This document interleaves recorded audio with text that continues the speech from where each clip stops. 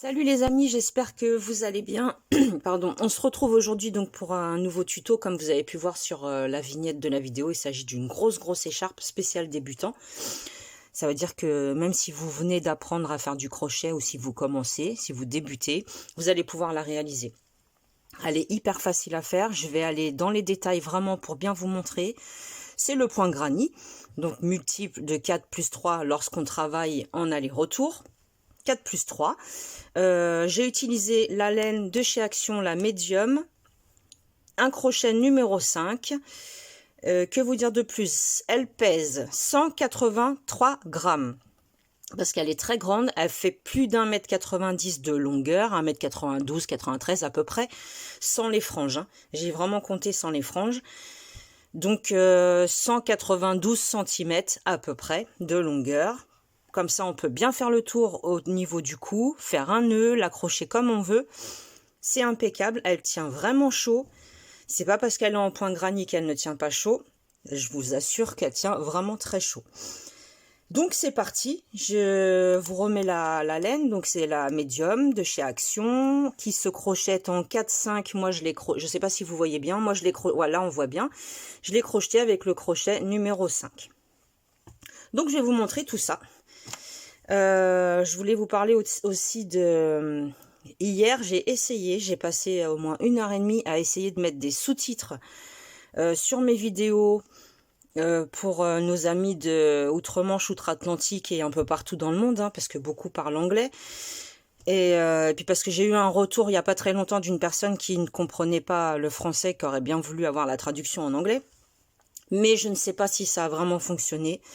Alors, vous essayerez, vous me direz, parce que vous pouvez avoir et les sous-titres en français, pour ceux qui ne veulent pas le son, c'est pratique aussi. Si vous ne voulez pas déranger autour de vous, vous mettez le sous-titre en français et sous-titres en anglais. Il suffit d'aller en haut de la vidéo, il y a 2 petits C, vous cliquez dessus, vous activez les sous-titres, ou vous les désactivez. Et si vous voulez les avoir en anglais, c'est le petit engrenage dans les paramètres en haut de la vidéo, toujours, en choisissant la langue que vous souhaitez. Mais bon, pour l'instant, il n'y a que de l'anglais. Je ne sais pas si ça a marché. J'ai essayé, j'ai fait plusieurs essais.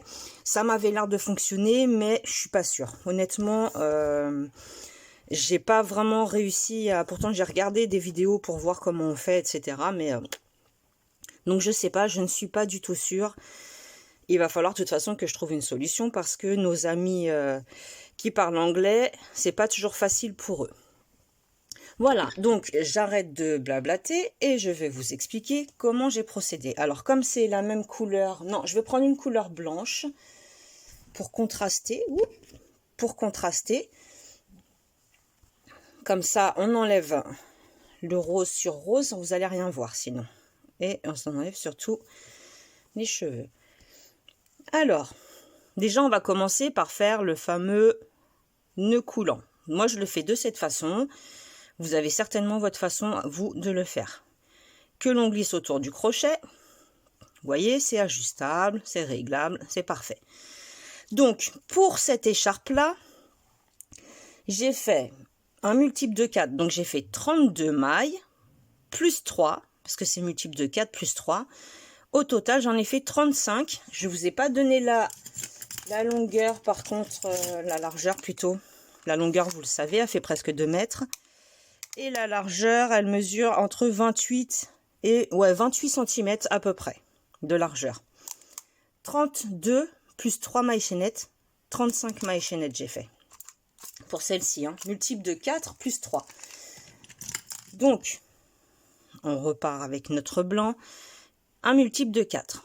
1, 2, 3, 4. 1, 2, 3, 4. 1, 2, 3, 4. Je continue encore une fois. 1, 2, 3, 4. Là, j'ai mon multiple de 4. J'ai fait 4 x 4. Donc, j'ai 16 mailles auxquelles je vais venir rajouter 3 mailles supplémentaires pour le multiple. 16, ça va faire 17, 18, 19 mailles chaînettes. D'accord ? Donc, c'est parti. On va commencer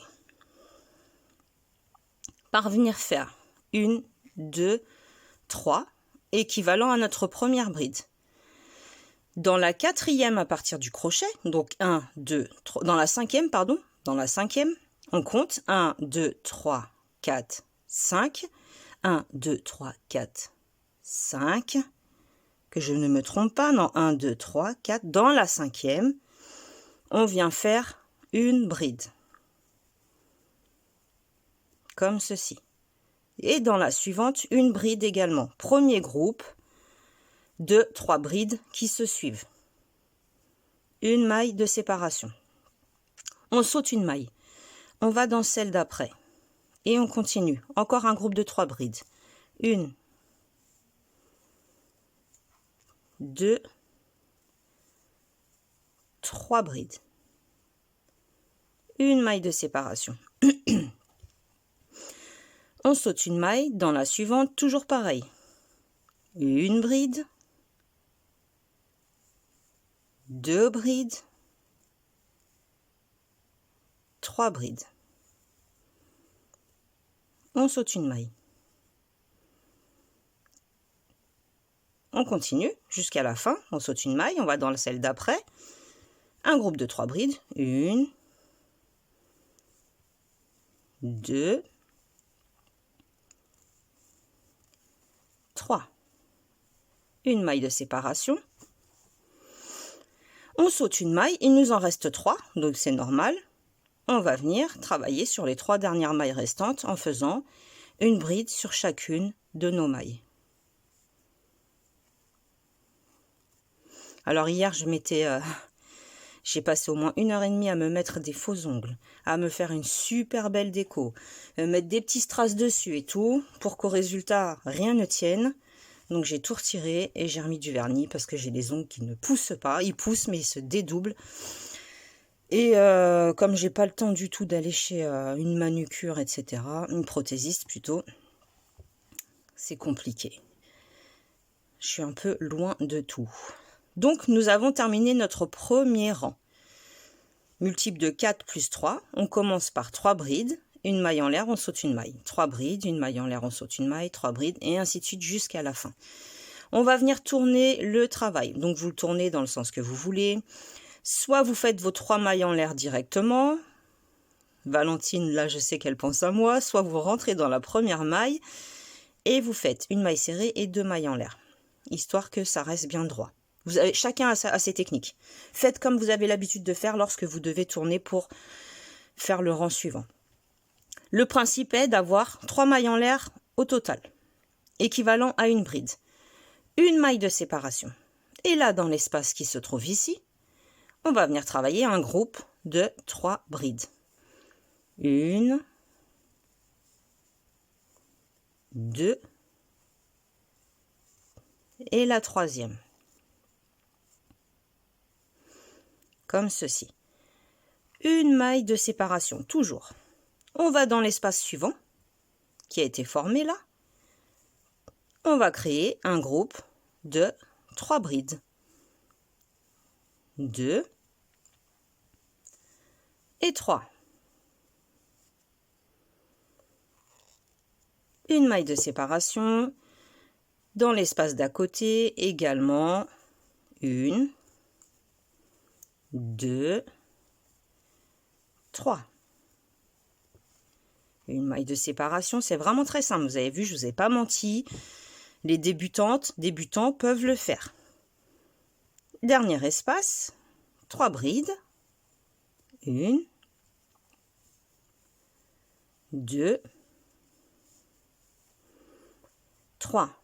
Une maille de séparation. Et là, sur la troisième maille en l'air, de la dernière bride en fait, on va entrer à l'intérieur et on va venir faire une bride de façon à créer l'espace pour le rang suivant. On tourne le travail. Donc on tourne le travail et on recommence. Soit vous faites directement 3 mailles en l'air. Moi, ce que je fais, c'est que je rentre avec une maille coulée dans cet espace-là. Et je fais 1, 2, 3 mailles en l'air. Et mes 2 brides. Pour avoir un total de 3 brides.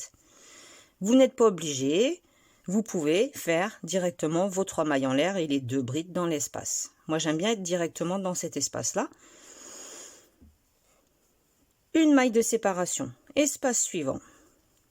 Une, toujours pareil, le point se répète à l'infini. 3 brides.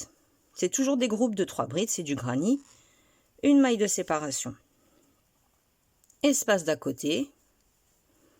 Vous aurez compris que l'on va faire également un groupe de 3 brides. Une maille en l'air, séparée toujours. Espace d'à côté. 1, 2, 3. Une maille en l'air. Et dans le dernier espace, 3 brides. 1, 2 et 3. Et là, on recommence. Voilà ce que ça nous donne. On recommence avec nos 3 mailles en l'air. Lorsque l'on tombe sur un rang où on a déjà nos 3 brides, et bien c'est simple, on va faire une bride, une maille en l'air et on va passer à l'espace suivant. Lorsque l'on tombe sur un rang où l'on doit faire un espace, où l'on doit faire les 3 brides, pardon, on rentre dans l'espace, 3 mailles en l'air et 2 brides. À chaque fois, vous allez alterner. De toute façon, vous allez être obligé parce que vous voyez, c'est en quinconce. Un coup, nous avons l'espace ici. Un coup, il est plus vers le côté. Un coup, il est vraiment au bord. Un coup, il est plus vers le milieu, en fait. Donc, 3 mailles en l'air. Je vous montre une dernière fois. Une maille de séparation dans l'espace. On entre à l'intérieur. Groupe de 3 brides. C'est normal que ça s'alterne puisque c'est le point qui veut que ça se passe ainsi en fait. Une maille de séparation, l'espace suivant, 1, 2, 3 brides. Une maille de séparation, 1, 2, 3 brides dans l'espace suivant. 3 brides, une maille de séparation, le dernier espace, 1, 2, 3 brides, une maille de séparation. On termine comme on a commencé. Une bride sur la dernière. Je vais vous expliquer. Si vous avez, c'est très simple, comme ça vous allez pouvoir bien vous repérer. Si vous avez commencé par une bride, vous savez que vous devez terminer par une bride. C'est obligatoire. Si vous avez commencé le rang par 3 brides, vous savez que vous terminez par 3 brides. Tout simplement. Il n'y a pas à se poser plus de questions. Et moi, alors, le granit, déjà, j'adore. C'est un point vraiment que j'aime beaucoup, beaucoup. On peut faire énormément de choses avec, de tous les styles, en rond, en droit, en circulaire, en aller-retour. Enfin, vous pouvez vraiment faire énormément de choses, des châles, tout ce qu'on veut. Des sacs à main, des pochettes. C'est vraiment le point, moi je pense que c'est vraiment le point de base lorsqu'on veut faire un motif. Voilà, on se dit je vais faire un peu de crochet. Le granit, c'est vraiment le point idéal. Il vous apprend les mailles en l'air et les brides. Et les brides, c'est quand même pas compliqué. Donc, si vous voulez une vidéo pour bien vous réexpliquer tous les points, c'est-à-dire, les points de base, les mailles chaînettes, les mailles serrées, les brides, les doubles brides, les demi-brides, dites-le moi en commentaire, je vous ferai une petite vidéo, ça va pas durer 3 plombes, ça va aller vite. Et je reprendrai dans une vidéo, j'essaierai de vous faire la totale, comme ça vous aurez un petit condensé que vous pourrez mettre dans vos favoris et dès que vous avez un doute, hop, vous allez regarder cette vidéo-là. Donc voilà, 183 grammes, presque 2 mètres de long, 193 cm à peu près. 28 cm de large, la laine médium de chez Action, le crochet numéro 5. Si vous prenez un crochet plus petit, vous aurez certainement plus, si vous voulez vraiment la même longueur que moi, vous aurez plus de rangs à travailler. C'est sûr. Mais celle-là, elle est préconisée 4-5 et je trouve que le 5, ça lui va impeccablement. C'est impec. Voilà, donc j'espère que ce tuto vous aura plu. N'hésitez pas à mettre des petits pouces bleus, à me dire dans les commentaires si vous aimez, etc. Ce que vous avez envie pour plus tard, hein, si vous avez des idées en tête, des trucs pas trop compliqués, d'accord. Parce que je fais en fonction. Alors je sais, on m'a demandé un chapeau, mais alors les chapeaux, c'est même pas la peine. Je suis, comment vous dire, je suis bidon. Dans les chapeaux, je suis bidon, c'est simple. Voilà, on va pas se voiler la face, je suis nulle. Donc, puis il y en a qui le font tellement mieux que moi que j'ai pas envie de leur faire de la fausse concurrence, on va dire. Donc voilà, je vous fais des gros bisous, je vous souhaite une belle journée, couvrez-vous bien, il fait froid, ça caille. Et puis on se dit bah à la prochaine, hein. Gros bisous.